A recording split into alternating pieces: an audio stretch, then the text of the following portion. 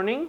I am Siam Kibria, the project coordinator for the Impact Stories initiative at the programs team at UN Global Compact Norway. The purpose of this initiative is to give knowledge or spread knowledge to our member companies and non-member companies on how to set up ambitious corporate targets and integrate the 17 Sustainable Development Goals within their core business management. Today, as our guest, we have Hanna Rommerud. She is the Chief Sustainability Officer at Envirom Green. First thing, could you tell me about the Envirom Green group and also what sector does it work in and what your role is in the organization? Envirom Green is a company that produces biofertilizer. We are based, our headquarters are here in Norway, but our production is in the US and our main markets are in East Africa, in the coffee sector. Our product is based on Leonardite and it shows great results in the growing of all kinds of crops actually. I am the Chief Sustainability Officer and I'm in charge of our sustainability efforts. Okay, that's amazing. So, if I'm not wrong, earlier this year you were part of the SDG Ambition Accelerator program, right? That's correct. Yes.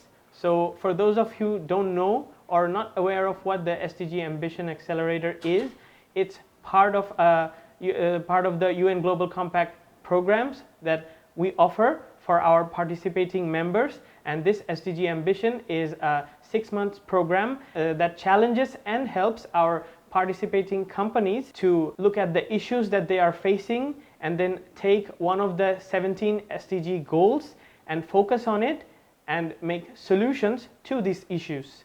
So my first question would be, what was the Sustainable Development Goal that you focused on? First I thought I would focus on the low CO2 emissions, but then I thought, no, I'm going to focus on 100% sustainable, renewable materials. Because our product is a liquid product and our end users buy it in small 1-liter plastic bottles or 5 or 1-liter plastic bottles. The bigger customers buy them in big tubs. So, and that's a recycling system for that, so we don't have to think about that. But then I thought about, okay, we need to think about other solutions for the plastic bottles.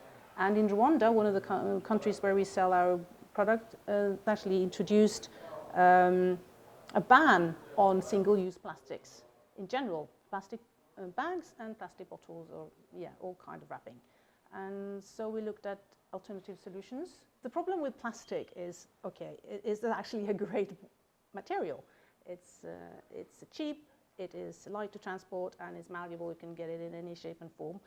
But of course, it doesn't break down, so it's not good to use. Yes. So we thought about other solutions. First, we looked at plastic bottles. They are heavy and they can be recycled, but they are heavy.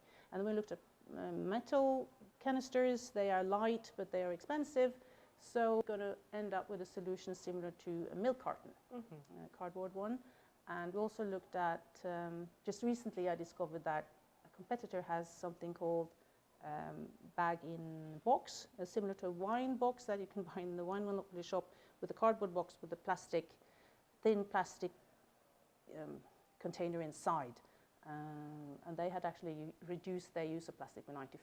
So I guess that's not 100%, but not bad. Okay, that's amazing.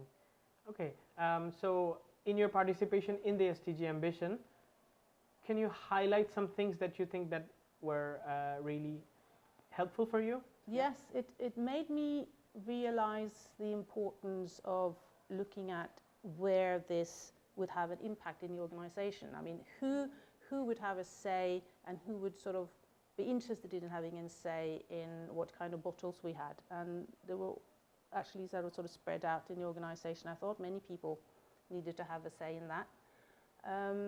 And also, I really liked the end of the course where they taught us about how to make an impactful pitch. I thought that was very useful as well. And just relating to the same question, was there one takeaway after finishing the accelerator program? Was there something like you thought, okay, this is the main thing that I learned in this program? Yes, because afterwards I did make this this strategy document where I try to incorporate many of the issues that we worked on. And I try to do it in sort of a question form so we could sort of work through the issues within our organization. And that way I try to get other people to come with insights and ideas as well how to do it. Okay, so as you said, you made a strategy during the program. Yeah. Could you tell me, like, when you after making the strategy and after finishing the program, were you able to implement it in your organization? And even if you have started, how far are you? Yes, we have started. But I would say we're still, even if it has been a while since the course ended, and we have looked at many other options, and we have implemented the strategy document. I think was still at the very beginning, but I have gotten quite a bit of feedback, so we have started to work, but it's not super fast. It takes time. It takes time. It takes time. Okay, another question. After finishing the course, do you think the way you work with sustainability and the issues that you were facing, did it change, like the way you work with these stuff, the issues? I have to admit that the big change for me in the way I worked with sustainability came with, actually yes, because at the very beginning of the course, you gave us this due diligence list with all the things that had to be impacted and had to be sort of in place in the company, and that has been like super useful. I really use that as a working document, and I've gone through all the points, and I set deadlines and a plan for how we're going to implement it and when it should be implemented. So I've really used that as a work tool. So for me, that is probably the number one takeaway, is the due diligence, but also that list. But I also like the discussing with other people, and I like the PowerPoints we got that we're supposed to fill in and stuff. I thought they were really pointed and to the point. I think they were good tools. That's amazing. To take with me in my future work as well. It's really amazing and nice to hear that some of our content has helped you in many ways, not even just for the organization, but for yourself. Yeah. Another question, it's about what led you to join this program, or did you face any issues, or you were thinking, okay, we have this problem, so I think I should join the SDG Ambition Accelerator. What was the reason behind this? Mostly it was because I think this is so important. I think it's super important that everyone thinks about sustainability in every aspect of our lives, and coming from a company that has a product that I feel really can make a difference in the world.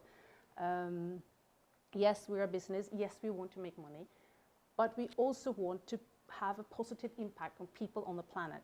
And then I'm so interested and so eager in learning new ways of how I can implement that and push that forward in our organization, of course, so we are a positive force, but also so that we could be a positive force sort of outside of ourselves. And I just think I'm just very eager to learn as much as possible. And then this course came along, I thought, okay, there's always more I can learn. And so I signed up. Okay, that's amazing. And as I mentioned earlier, that you were doing the material input thing, you were focusing on that one. So my question is, now you're thinking that, okay, we have been using plastic bottles and everything, but we can switch to something different. And you were thinking about metal cans, but then again, you were also talking about the milk cartons. Yeah. So my question is, thinking of these solutions one by one, so did you have any sub goals, or did you have any performance metrics to evaluate the progress? Like, okay, by this time we are gonna stop all the plastic, stop producing all the plastic bottles and ship them in the milk cartons, or something that you have thought about? Yes, I think initially I did set a deadline, but I don't think that's absolute for us. It is a work in progress. I do want to phase them out as quickly as possible, but it has taken us time to find good alternative solutions. Because we're still fairly small, so we don't have endless of resources to do this change sort of overnight. But I think what I said is that we should have phased it out within a 2-year time frame. 2-year time frame. Okay. Thank you, Hanna, for coming here and talking with us. And I hope this will help not only our member companies, but also the non-member companies to look at their issues and work on it. And maybe they might be interested to join our SDG Ambition program, which helps company, as I said, mentioned earlier, that which helps companies to challenge themselves and also get some ideas on where to look at and which SDG to focus on, and make solutions or work with these issues and track their progress to build a better sustainable world. Thank you very much for your time.